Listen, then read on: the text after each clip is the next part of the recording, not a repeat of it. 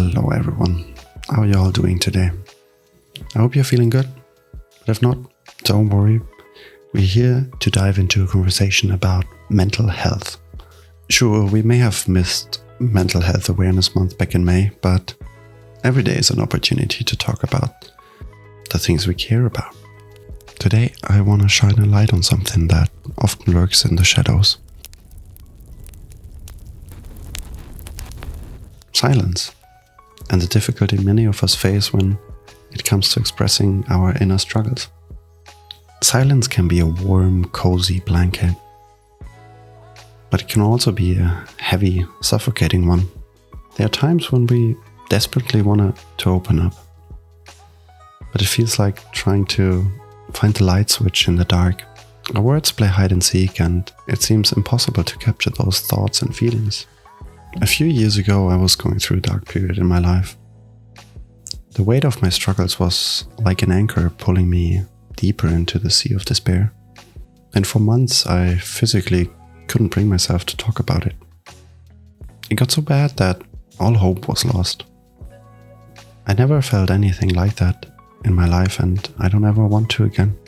Things felt so unreal, and I couldn't believe life would just go on.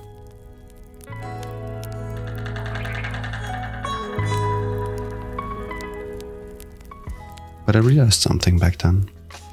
We can choose to have hope. And even if all hope is lost, we can hope and pray for hope to come back, lift us up and carry us. I remember one evening vividly. I was sitting across from my now wife. She asked me if I wanted to spit out my chewing gum. Looking back now, she probably wanted to give me a kiss and ask me for that reason, but my anxious mind couldn't comprehend what was going on. I thought she wanted me to open up, even though I think back then she didn't even know what I was going through. But anyways, the feeling of despair forced me to not say anything and acted all normal. I don't think she remembers any of this, but it was a very difficult moment for me. Because to me I said, no, I don't want to open up.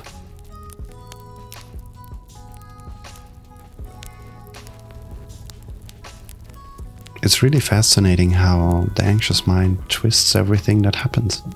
Or at least it was for me like that. Everything got understood in the context of my struggles. Like huge metaphors were built to sustain this anxious belief system. But it wasn't just fear that held me back. It was like an invisible force that tightened its grip whenever I attempted to share.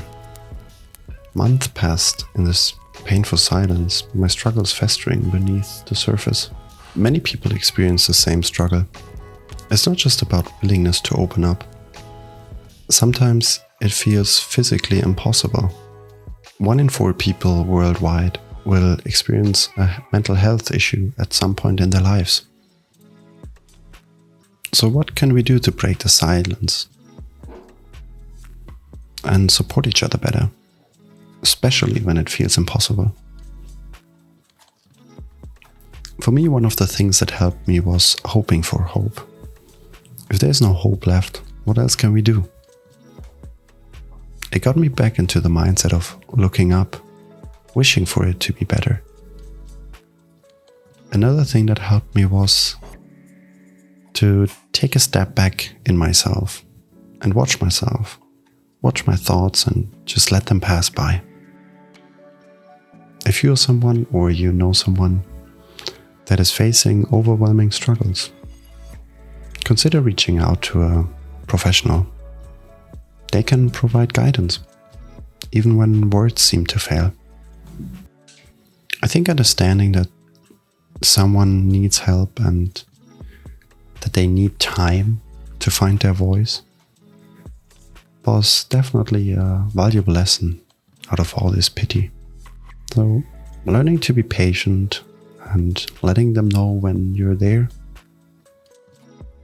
And remember, it's okay to prioritize yourself and your own mental well-being, seeking help and practicing self-compassion. I saw a TikTok the other day and they were talking about how people define strength. I'll leave a link in the description to the TikTok. Anyways, apparently people who consider themselves happy tend to define strength through courage and speaking up, standing up for what they believe in. While unhappy people tend to characterize strength as the amount they can take, how much struggle they can endure and still function. In my journey, it took me months to finally break through that barrier of silence, to find the strength and self-consciousness to say, I'm not okay. Something happened. But when I did, unfortunately, it wasn't like a weight lifted off my chest. To me, it was just a stepping stone in the healing process. But it's good to speak up and say, no, I'm not okay. Something is bothering me.